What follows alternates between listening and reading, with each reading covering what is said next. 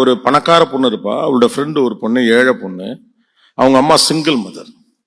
அவங்க அம்மாக்கு என்னன்னா, அந்த ஏழை பொண்ணோட அம்மாக்கு தன் மகளை ஒரு பெரிய மருத்துவராக மாத்தணும், டாக்டர் ஆக்கணும்.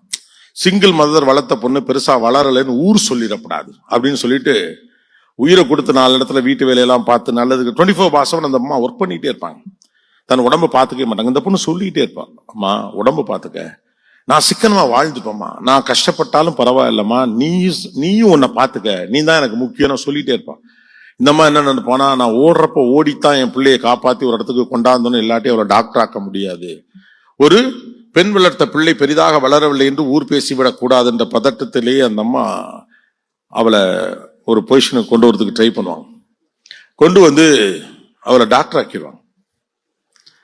டாக்டர் ஆக்கிட்டு அந்த பொண்ணு காலேஜ் போயிட்டு வந்துட்டு ஒரு நாள் பாப்பா வீட்டில் அந்த அம்மா செத்து கிடப்பாங்க.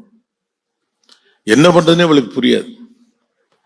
அதுக்கப்புறம் அவளுடைய பணக்கார தோழி அழைப்பா. அந்த பணக்கார தோழி இந்த வீட்டில் ஒரு பிள்ளை போல வளருவா. அவ பணக்கார இருந்தாலும் இந்த பொண்ணோட அவங்க அம்மாவோட ரொம்ப நெருக்கமா இருப்பான்.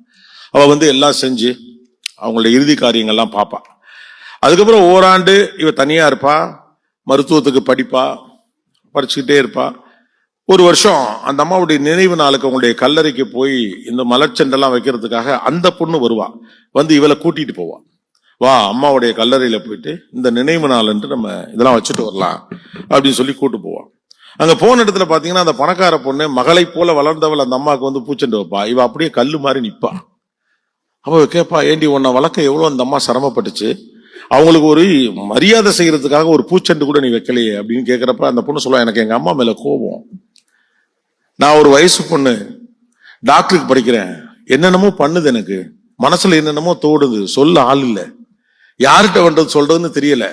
இன்று நடந்த கதை முழுக்க என் அம்மாவிடம் பேச வேண்டும் என்று ஆசையாக காத்துக்கொண்டு வீட்டுக்குள் வருகிற போது வெறுமை மட்டும் என் வீட்டில் விஞ்சி நிற்கிறது. நான் டாக்டர் படிக்காம போயிருந்தா கூட நான் சந்தோஷமா இருந்திருக்க முடியும். அம்மா மட்டும் இருந்திருந்தா என் வாழ்க்கை எப்படி வந்திருக்கும். இந்த அம்மா என்ன ஆளாக்கணும்னு நினைச்சாலே ஒழிய நான் மகிழ்ச்சியா இருக்கணும்னு நினைக்கலையே, இவளுக்கு நான் மலர்ச்செண்டு வைக்க மாட்டேன் அப்படின்னு சொல்லுவாங்க. வீட்டுல 70 வயசுல ஒரு அப்பா உட்கார்ந்துருப்பாரு. அவருக்கு பெரிய பலம்லாம் இருக்காது. ஆனா அப்பா இருக்கிறார் என்பதே பலம். தந்தையினுடைய இருத்தலே பெரும் பலம், தாயின் இருத்தலே பெரும் பலம். நீங்க கூட்டிக்கலாம் ஓட வேணாம், கூட இருக்கிறதுக்கு நீங்க தெம்பா இருக்கணும். ஓடும்போது கவனமா இருங்க, நாளை உங்கள் பிள்ளைகளோடு சேர்ந்து ஓடுவதற்கான தெம்பும் உங்களுக்கு மிச்சம் இருக்கிறதா என்று.